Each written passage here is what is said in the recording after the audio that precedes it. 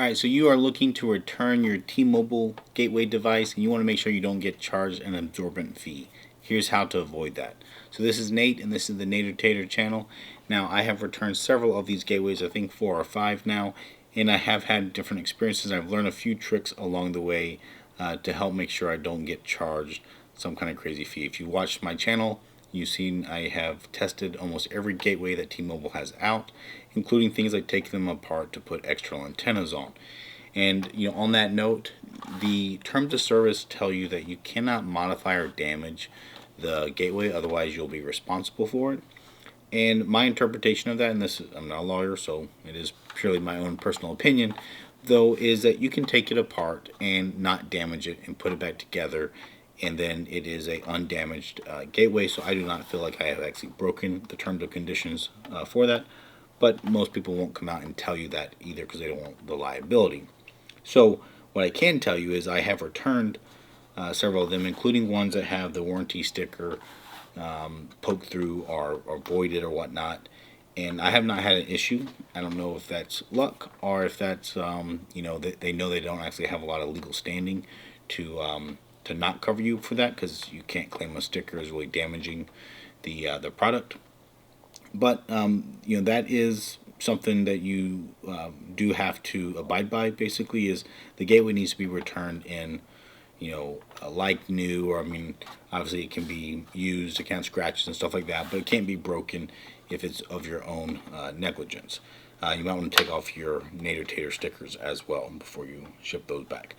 But what I've found is, they charge you somewhere from a couple $100s to, like, I think $370 is the highest cost one that they can charge you if you don't return the device. The problem is it appears to be a little bit of a cluster when you ship the gateway back of how quickly they actually check it in. So when you go to cancel the service, you'll get an email. I'll throw one up here that says, let's get ready to ship your device back or return your device. And they'll give you a shipping label and they'll give you some instructions. They'll give you a piece of paper that you print out that has your SKUI number or your IMEI number. And you put that in the box and then you ship it back via UPS. Now, when you drop it off, you can get a receipt from UPS. Honestly, I'd get it anyways, but there's not much point in it, because you can also go in to your email that you got from them, and the tracking number is in there, right, when you print off the label. So you can go to UPS's website, and they'll also, if they print out a receipt, they will have a record that it was actually dropped off at that store. So you can get it all electronically, even if you don't get a receipt. But then it obviously takes time for it to get in the mail and actually get over to T-Mobile, and then it takes further time for them to actually process that return and link it that yes, your account has had a product return and it's no longer due for a return. In some of mine, if I look at when I returned them, one of them was like a September 25th date, and I didn't get an email from T-Mobile that it had been returned, meaning they physically received the product on September 25th, and I got the email on like November 4th. So well over a month of time from when it was physically received until they apparently checked it in.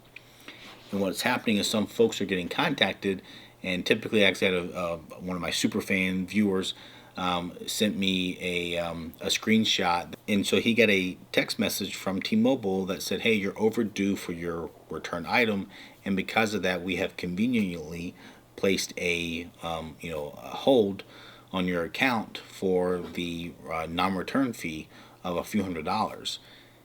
And he has a copy of his receipt and says, no, I returned this. And he, of course, goes in there and goes to UPS's website and shows, look, it was returned.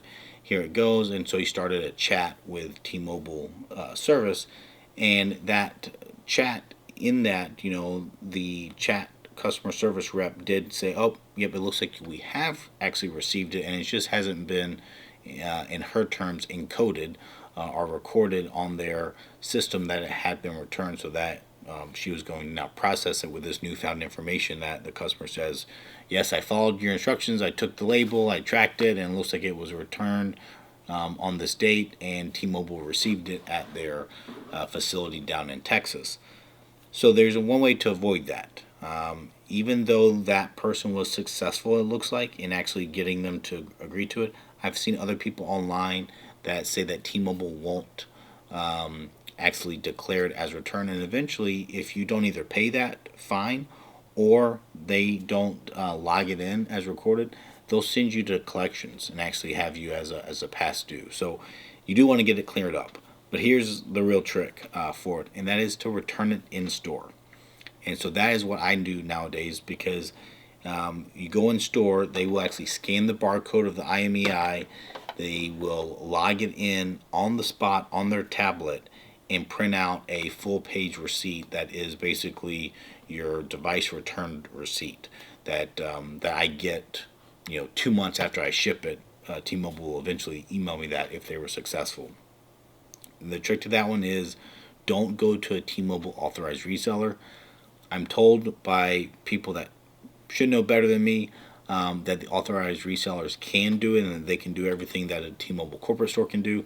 I have not found that to be the case.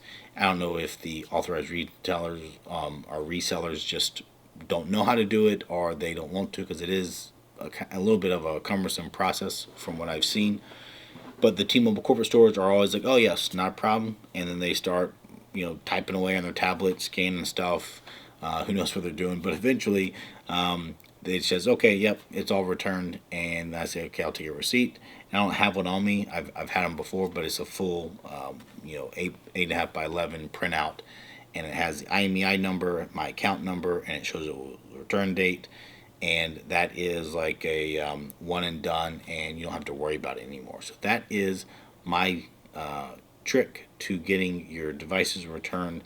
If you have any experiences that you want to share, please put them in the comments below. If you have questions about it, also please put them in the comments below, and I'll try to get to them. And then, as always, thanks for watching, and do consider liking the video and subscribing to my channel if you haven't already. So thanks, take care.